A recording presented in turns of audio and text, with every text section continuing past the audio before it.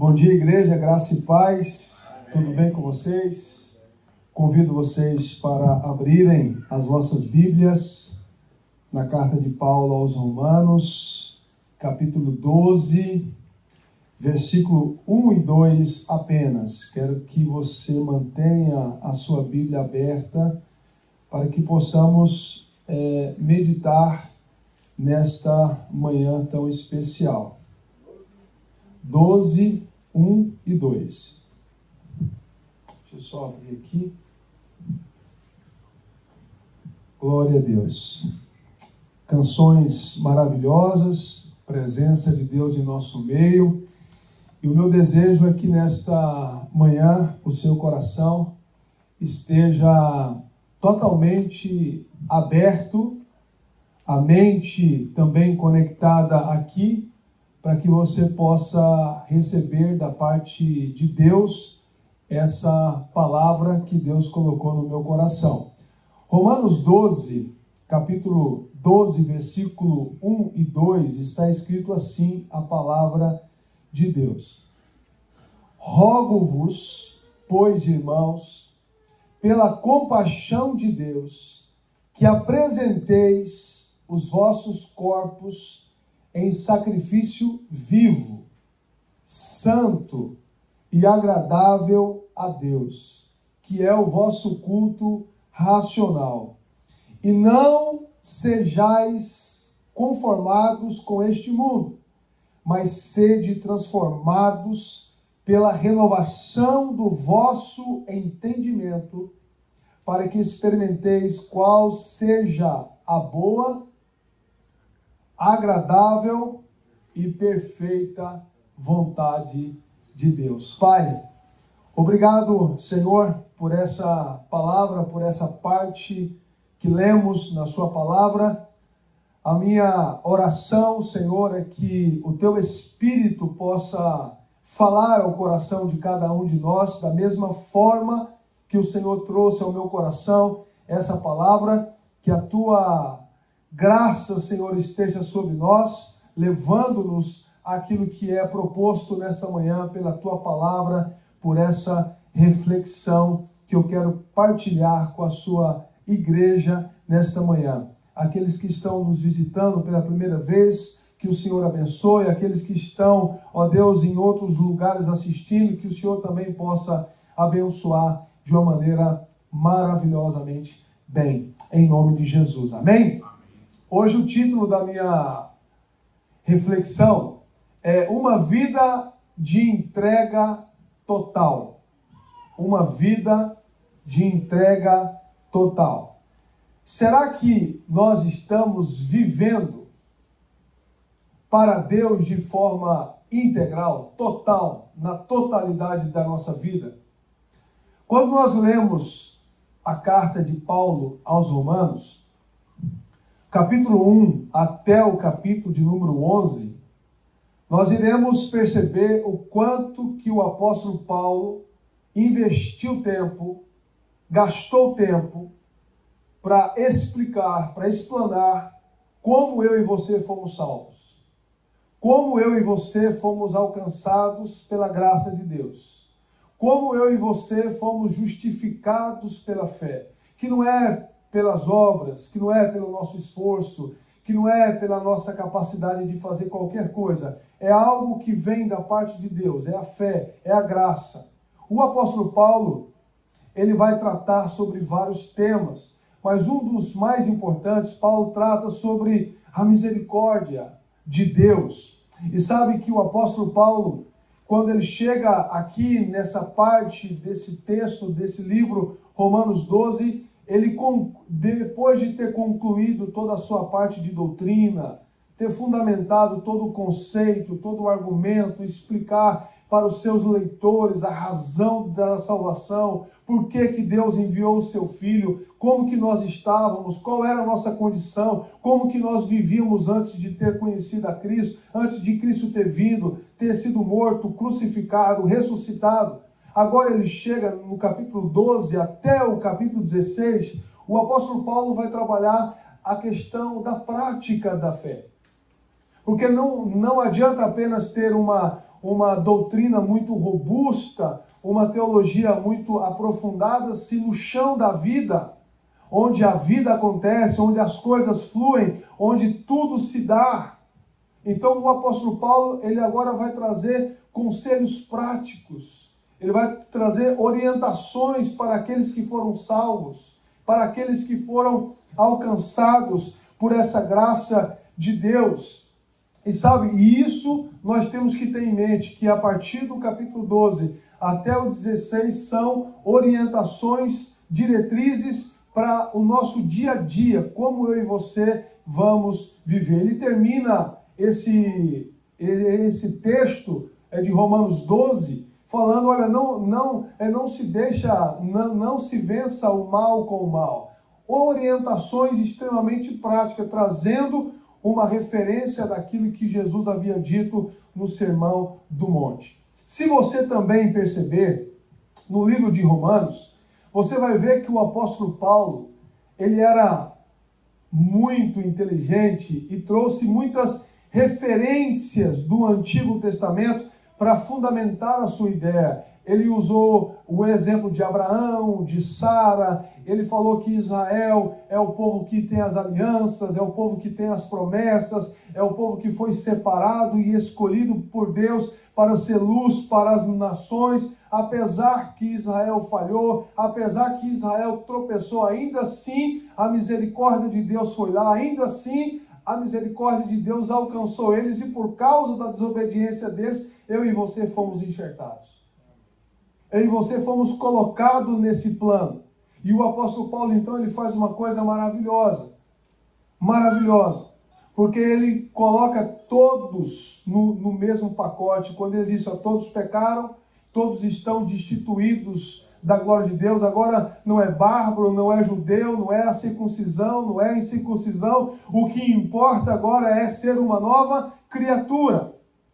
Então ele vai colocar todos no mesmo pacote, dizendo, olha, a salvação agora é para todos. E ele fala isso muito bem em Romanos 3, 25 a 26. Olha o que ele fala. Deus ofereceu Cristo como sacrifício. Veja bem, Deus ofereceu Cristo como sacrifício. Para que, pela sua morte na cruz, se tornasse o meio.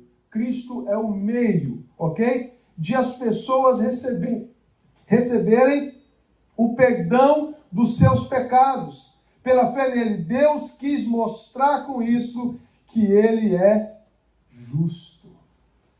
Então Cristo foi oferecido. E o apóstolo Paulo, ele vai usar muito essa palavra oferecer. Romanos capítulo 6, ele vai dizer uma coisa, que ele diz, olha, não ofereçam os nossos corpos, os membros dos nossos corpos para o pecado. Antes, ofereçam esses corpos como instrumento de justiça a Deus. Sempre falando sobre essa oferta. Mas o nosso maior exemplo de oferta é o próprio Deus, que enviou e ofereceu o próprio Cristo, para que por meio dele, e ele foi um sacrifício, para que por meio dele, eu e você, tivéssemos os nossos pecados perdoados. Então, o apóstolo Paulo, ele vai nos mostrar, em Romanos 12 adiante, que Deus espera de nós uma entrega total. Se a entrega da parte de Deus foi total, ele não entregou o seu filho fragmentado, ele não entregou o seu filho em pedaços, em partes, ele entregou o seu filho total. Então, o que é esperado daqueles que recebeu essa oferta? O que é esperado daqueles que usufruíram dessa misericórdia dele? Aí ele diz, rogo-vos, pois, irmãos. Mas antes, olha só, o que o apóstolo Paulo fala, que nessa parte aqui, por que nós temos que fazer uma entrega total a Deus? O primeiro ponto é porque nós somos irmãos. E esse termo, irmãos, que o apóstolo Paulo usa, rogo-vos, pois, irmãos, ele está se referindo aqui a todos os santos. E os santos aqui são todos aqueles que foram regenerados, aqueles que tiveram a experiência do novo nascimento produzido pelo próprio Espírito Santo. Então esses santos, o apóstolo Paulo, e se você analisar a carta de Romanos, mais uma vez, Paulo dá um toque de maestria, porque Paulo inclui tanto os escravos, tanto as autoridades, e inclusive ele mesmo nessa palavra, irmãos, aqui está todo o corpo de Cristo daqueles que foram salvos. Então ele faz aqui um apelo, e ele tem uma autoridade apostólica, e mesmo assim ele implora. Esse rogo-vos é um apelo pastoral do apóstolo Paulo para aqueles irmãos, mas é extensivo também para nós. Dizer, olha, nós precisamos ter a atenção que nós fomos alcançados pela graça de Deus, fomos alcançados pelas misericórdias do Senhor, portanto, é evidente que haja uma entrega total da nossa parte para aquele que entregou tudo para nós. A entrega total é o chamado para todos os santos. Romanos 1:9, o apóstolo Paulo, quando ele começa a escrever essa carta, ele fala que aqueles irmãos lá de Roma foram chamados para serem santos.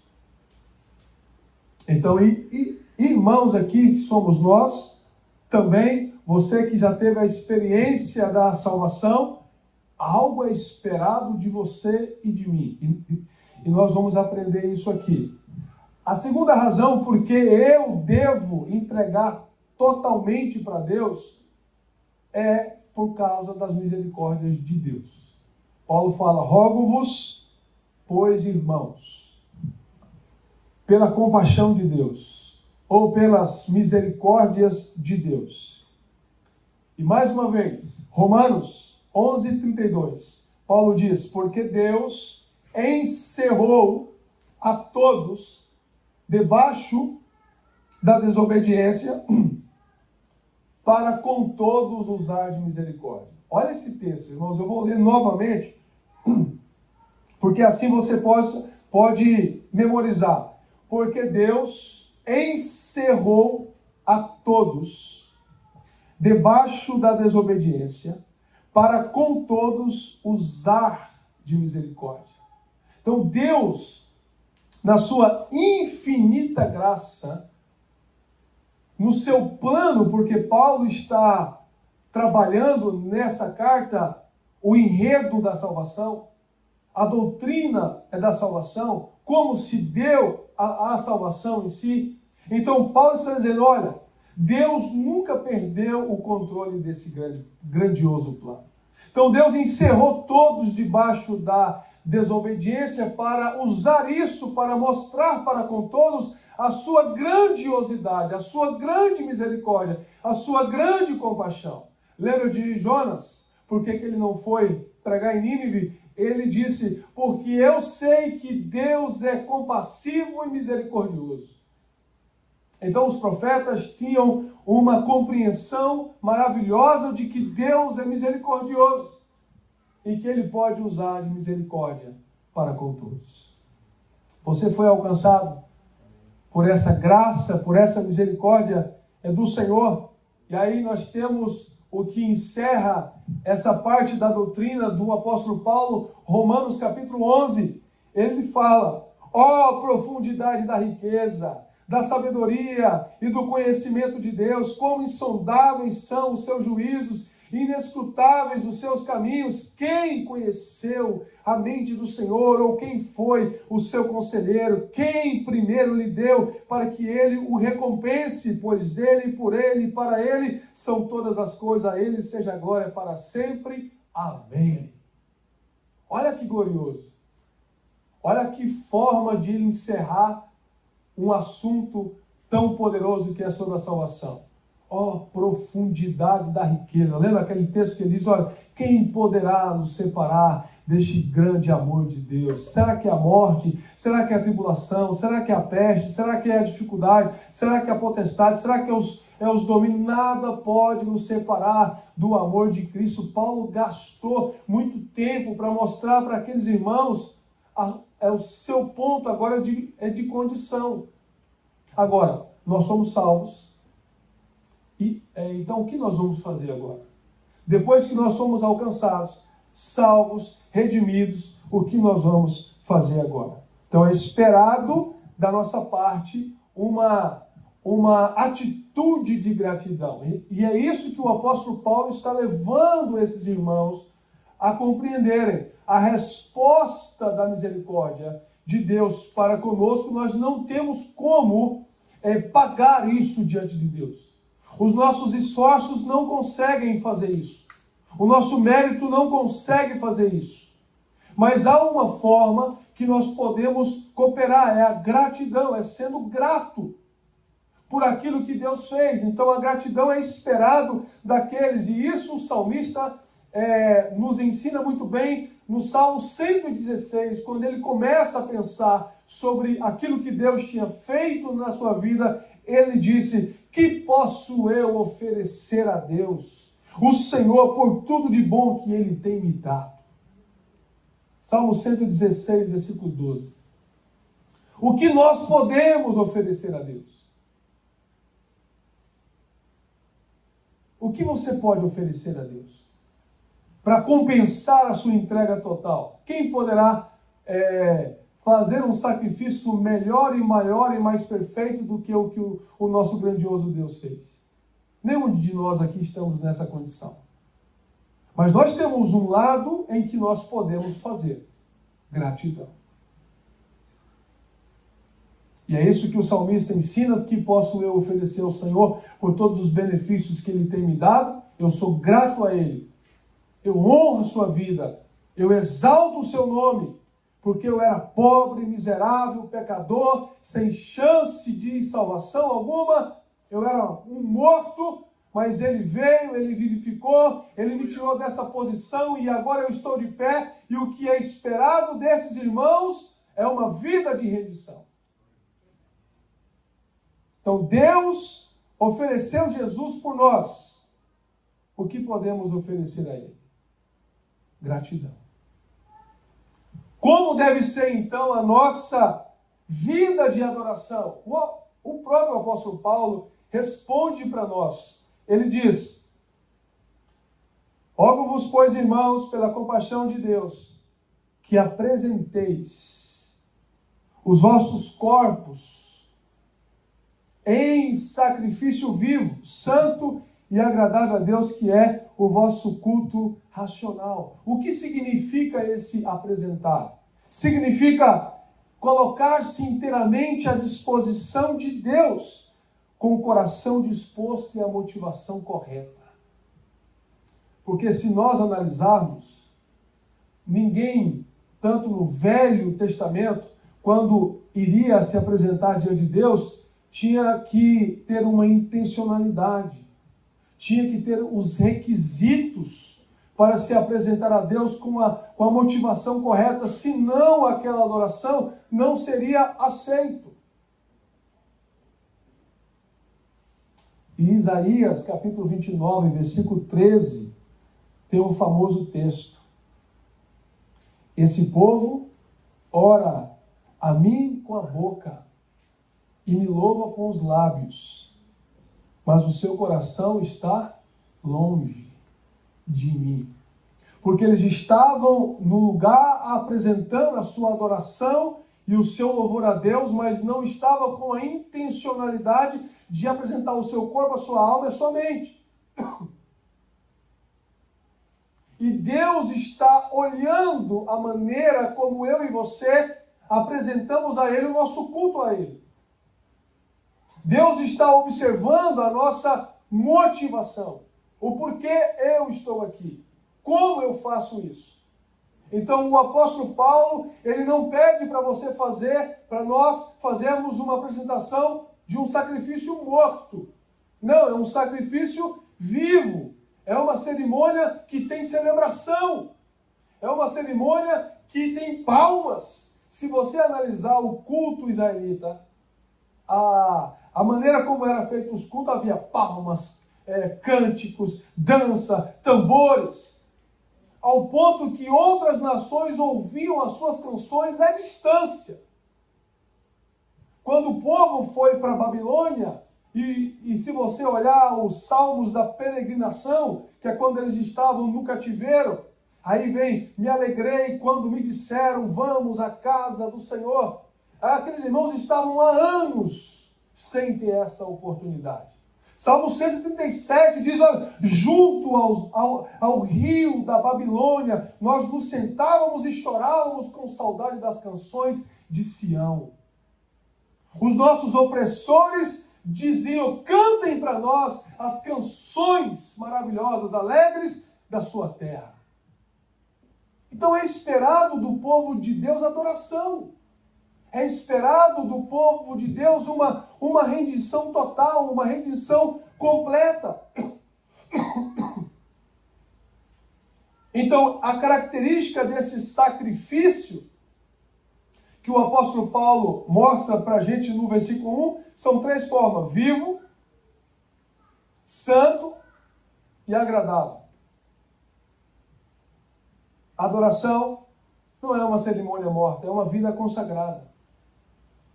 Santo, que quer dizer, somos um povo separado, exclusivo de Deus. Então esse povo que é santo, que é separado, que vive uma vida consagrada para Deus, apresenta a Ele uma adoração, rendição total. E por último, agradável, aceito por Deus, feito com sinceridade e com reverência. Quando fazia sacrifícios que não tinha ali a prescrição exigida por Deus, nós vemos que aqueles filhos lá do sacerdote morreram ao apresentar um sacrifício estranho. Não é todo sacrifício que Deus aceita. Nós vemos isso em Gênesis, quando Deus diz, eu aceitei Abel e a sua oferta, mas rejeitei o sacrifício de Caim.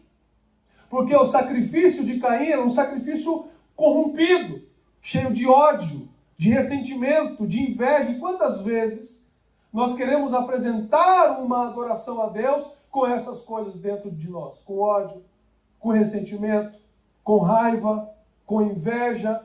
E queremos apresentar a Deus. E Deus, que é onisciente, onipresente, está de olho em nós e na nossa motivação. Por isso que essa parte de vir aqui e de adorar a Deus, seja aqui, seja em qualquer lugar, eu preciso saber para quem eu estou prestando o meu culto. E se você analisar, o diabo e toda a sua artimanha são pessoas que constroem altares. Constrói altares. Porque o altar chama a sua atenção, invoca a sua presença. E se você analisar a vida de Abraão, na peregrinação de Abraão, o único lugar que Abraão não edificou altar foi no Egito. Em todos os lugares que Abraão estava caminhando, ele erigia um altar. E ali era o seu lugar de apresentar a Deus os seus sacrifícios vivo, agradável e santo. E ele agora é desafiado a fazer isso em Gênesis capítulo 22. Agora, Abraão, você não vai oferecer o cordeiro, você vai oferecer o seu filho. E Abraão pega o seu filho Isaque, vai subir a montanha e num determinado momento ele chega para os seus servos e diz, fiquem aqui com o jumento, porque eu vou ali com meu filho, vamos adorar o Senhor e voltaremos daqui a pouco. Olha que fé extraordinária. Mas essa é o ponto, vamos ali adorar o Senhor. Ainda que esse adorar era sacrificar o seu filho. Imagina como estava o coração, entrega total, uma rendição total. Imagina o coração de Deus ter que entregar o seu filho. lá naquela cruz, uma entrega total, não fragmentada. O cordeiro que tirou o pecado de todo mundo teve que ser despedaçado, mutilado, sofreu. Isaías 53 diz que ele era um homem que sabe o que é padecer dores. Então essa oferta, então muitas vezes nós queremos fazer algo para Deus sem pensar em algum tipo de sacrifício. E o apóstolo Paulo, em Romanos 12, ele vai ensinar o que é a vontade de Deus. E o que nós mais ouvimos, pastor, qual é a vontade de Deus para a minha vida? Sabe qual é? Matar a sua vontade. Porque a minha vontade e a sua vontade nunca vai ser compatível com a vontade de Deus. Nunca. Então Jesus disse, faça de mim, Senhor, seja feita a sua vontade, não a minha. Porque nós não queremos fazer algumas coisas que Deus nos pede para fazer. Esse é o fato. Por isso que a adoração envolve renúncia, envolve sacrifício, a vida com Deus envolve esses elementos que muitas vezes nós fugimos disso. Porque tem o seu preço. Tem o seu preço.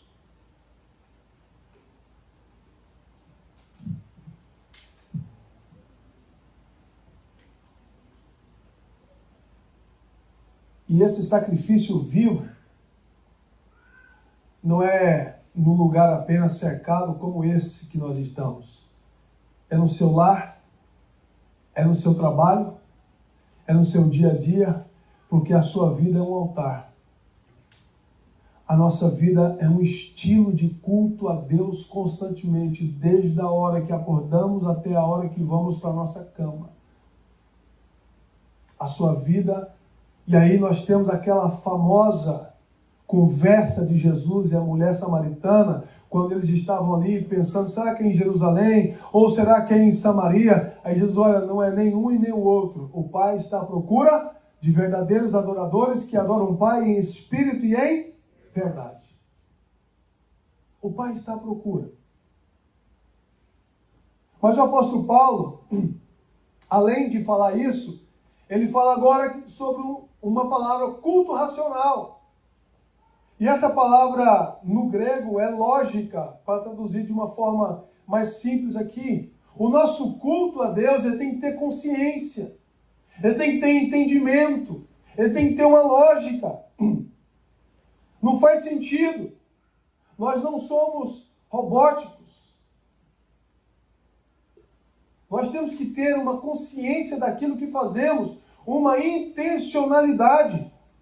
Paulo está dizendo, nós precisamos adorar o Senhor de uma maneira inteligente, com uma lógica coerente, para o nosso Deus que merece toda a honra, toda a glória, para todo sempre.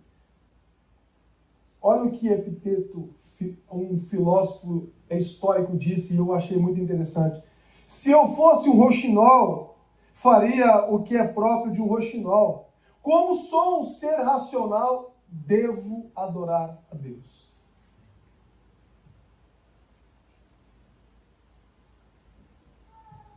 Nós precisamos adorar o Senhor. E aqui vai uma nota, que de qualquer jeito não serve.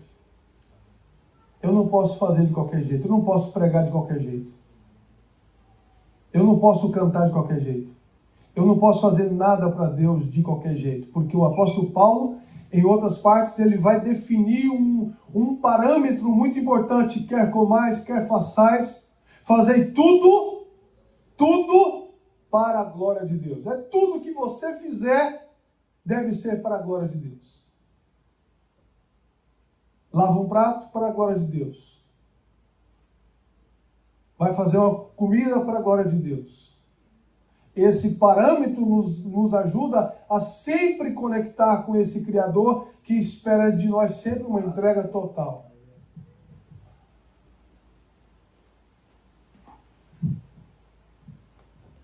A adoração requer mente e coração.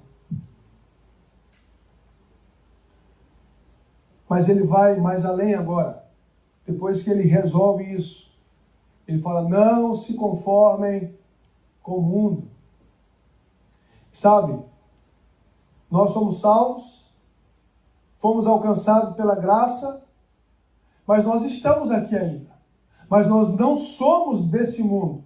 E esse mundo aqui é um sistema, é a filosofia, é tudo isso que você é um ecossistema voltado para mostrar um padrão que não é o de Deus. E esses cristãos agora que foram salvos, estão nesse mundo, nós estamos aqui, nós podemos nos conformar com a forma, com o jeito, com a maneira deste mundo. E o apóstolo Paulo, ele vai dizer, ó, não façam isso. Não nos conformeis com este mundo, com o padrão desse mundo, porque nós somos seres por natureza imitadores. Mas nós temos dois modelos apenas. Um modelo do mundo, que é um modelo efêmero, vai passar, vai ser corroído, vai desaparecer. O modelo deste mundo, porque João diz, tudo nesse mundo passa. Mas aquele que faz a vontade de Deus permanece para sempre. Então, se você quer permanecer para sempre, meu irmão, faça a vontade de Deus. Porque o mundo e essa beleza, tudo que nós podemos contemplar, vai passar. Mas nós temos Deus, o mundo de Deus, a lógica de Deus, que é eterno, que não passa.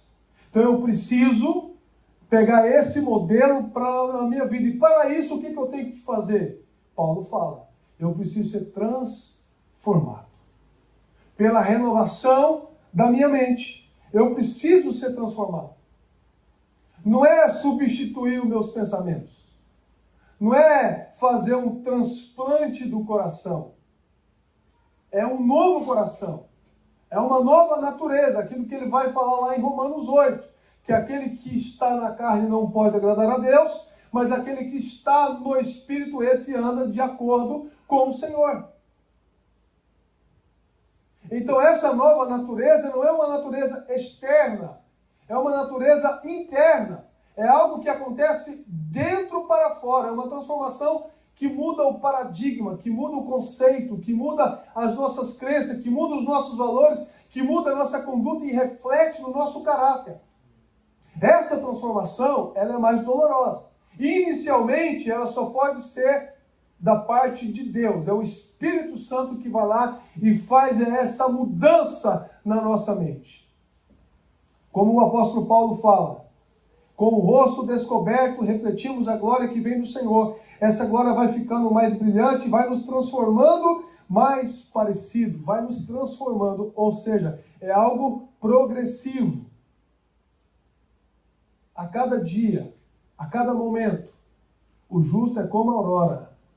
Vai brilhando, brilhando cada vez mais.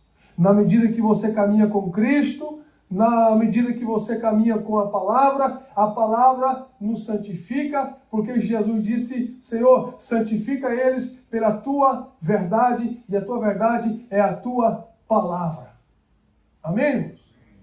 Então Deus, Ele faz o seu trabalho em nós, mas também nós temos a nossa parte, que é a cooperação humana na obra divina em nós. E o apóstolo Paulo resolve isso em Filipenses 2,12. Continuem trabalhando com respeito e temor a Deus para completar a salvação de vocês. E esse completar aqui não tem nada a ver com fazer algo por merecer a salvação. Não é isso que o apóstolo Paulo está dizendo, porque isso não tem lógica, seria algo contraditório em outras suas partes. Mas o que ele está dizendo é que agora você vai ter que lutar, porque você tem uma carne que influencia a nossa vida, os nossos desejos, as nossas paixões. Então eu vou ter que trabalhar também e cooperar com essa parte para que a minha mente seja transformada. Em outras palavras, isso é uma guerra. Então adorar a Deus também é uma guerra, porque você pode decidir levantar a mão ou não levantar a mão. Você pode decidir abrir a boca ou não abrir a boca. Mas, deixa eu te dizer uma coisa. Deus, na sua palavra, ele não espera adoradores passivos. Os adoradores manifestam. E o maior grande exemplo disso é Davi, que não só oferecia a Deus os seus sacrifícios, como ele fez, mas ele também oferecia a Deus com a sua dança, com o seu corpo. Às vezes eu posso dizer, eu ofereço a Deus só na minha mente. É aquela oração de criança na hora da refeição. Orei para mim mesmo, Pai. Que é para ninguém ouvir a sua oração. A oração, a gratidão também precisa ser manifestada. Eu preciso dizer ao outro muito obrigado. A gratidão não pode ser oculta. Ela tem que ser verbalizada, conhecida. Então os salvos, eles por norma, querem tornar a sua gratidão conhecida, porque foi salvo, porque foi alcançado, porque foi regenerado, foi adotado, justificado, e por último será glorificado. Nós já somos agradecidos até mesmo pela nossa glorificação. Vocês já pararam para pensar nisso? Que a nossa vida deveria ser constantemente uma vida de gratidão e de redenção ao nosso Deus.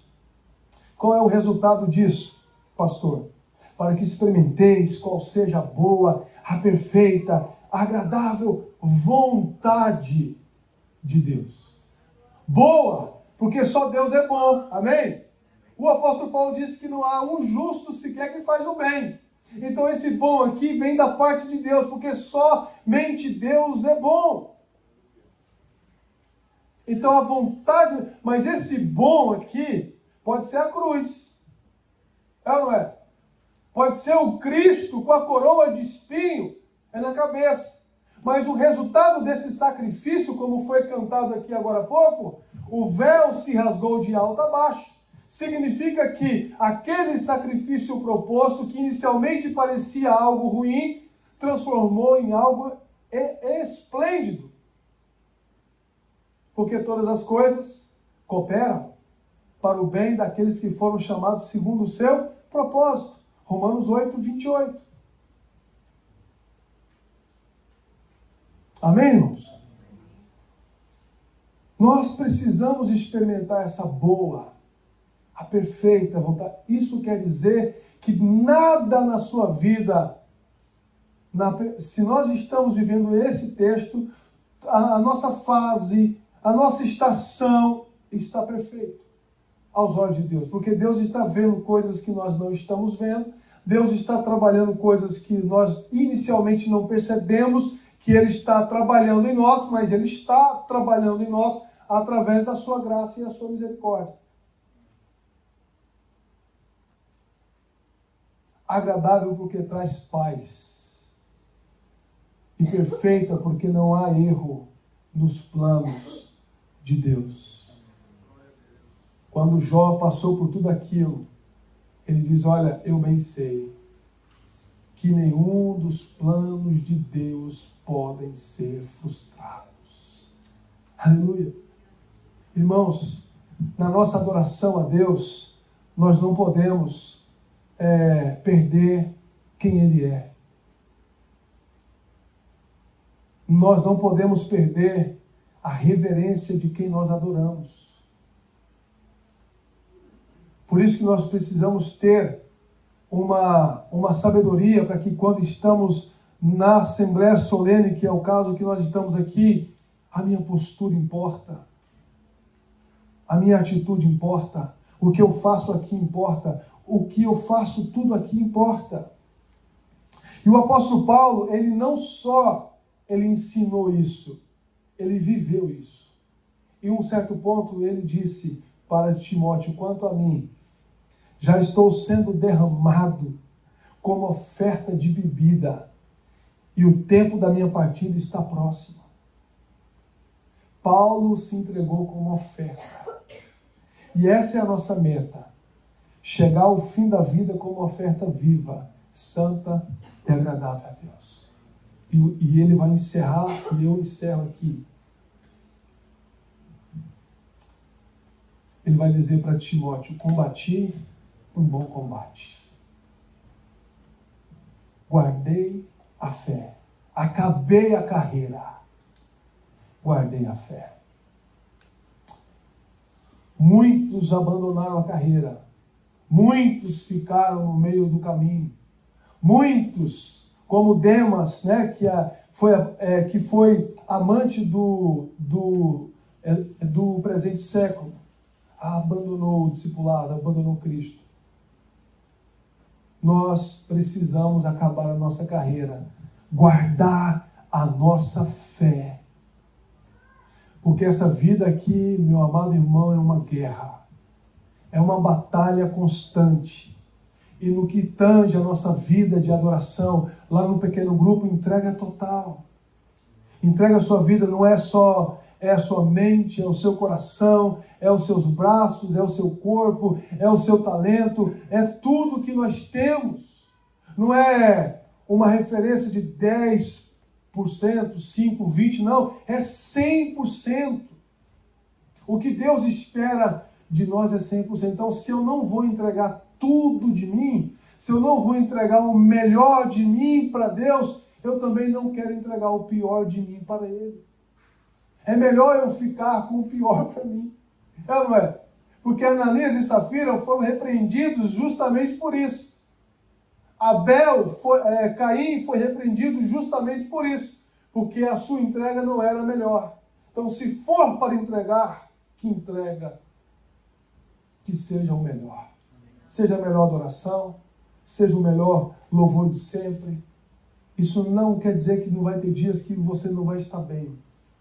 Mas mesmo nos dias que você não está bem, faça o melhor que você pode na condição em que você está. Feche os seus olhos.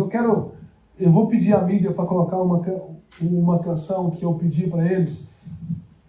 E essa canção, eu gostaria realmente que você fechasse os seus olhos por um tempo.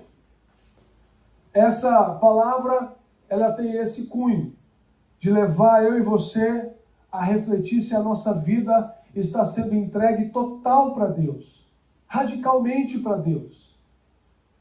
Radicalmente, como diz o apóstolo Paulo, eu não tenho a minha vida como preciosa.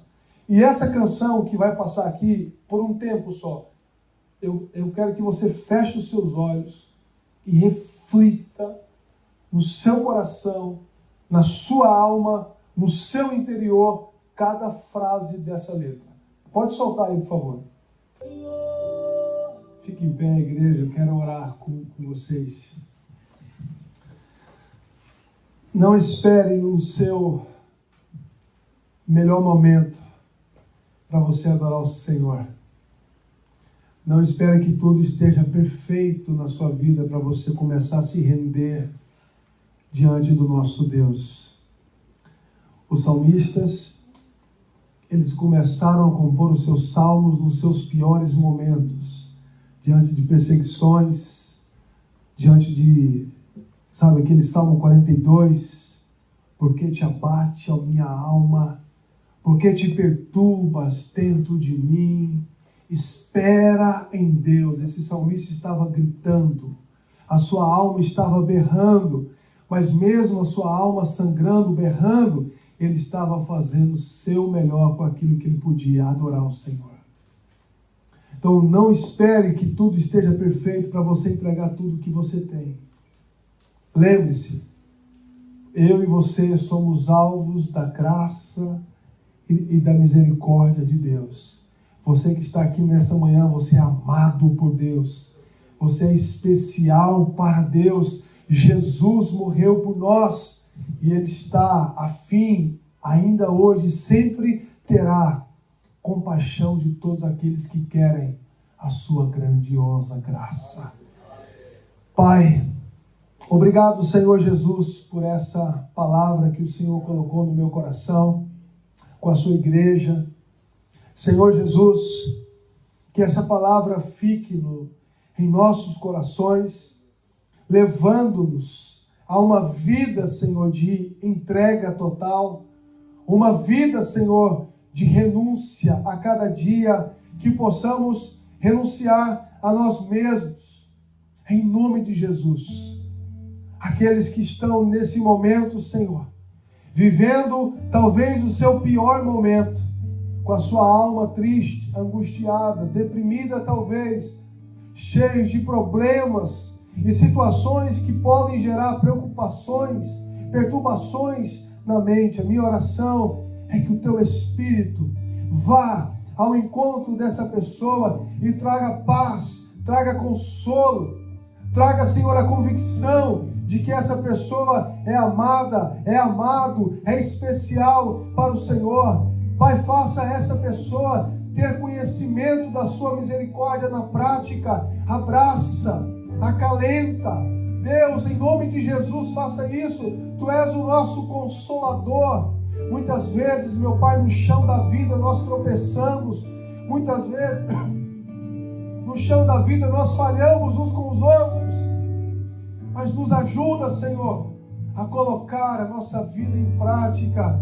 E que o Senhor possa encontrar aqui verdadeiros adoradores que façam a Ti, Senhor, uma entrega total para o Senhor. Em nome de Jesus, Pai. Em nome de Jesus. Em nome de Jesus eu oro. Que o Senhor sempre possa ter o melhor de mim, nunca o pior de mim. Eu quero dar sempre o meu melhor, Senhor.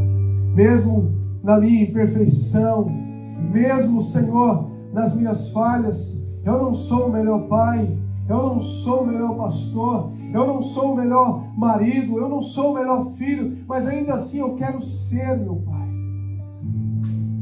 Aquilo que o apóstolo Paulo diz, o bem que eu quero fazer, isso eu não faço, e o mal que eu não quero, isso eu acabo fazendo. Senhor, nos ajuda a vencer as nossas lutas diárias. Nos ajuda, Senhor, a combater um bom combate. Nos ajuda, Senhor, a terminar bem a nossa carreira. E nos ajuda, Senhor, a guardar a fé e a guardar com muita vibração a sua vida. Aleluia. Amém, irmãos?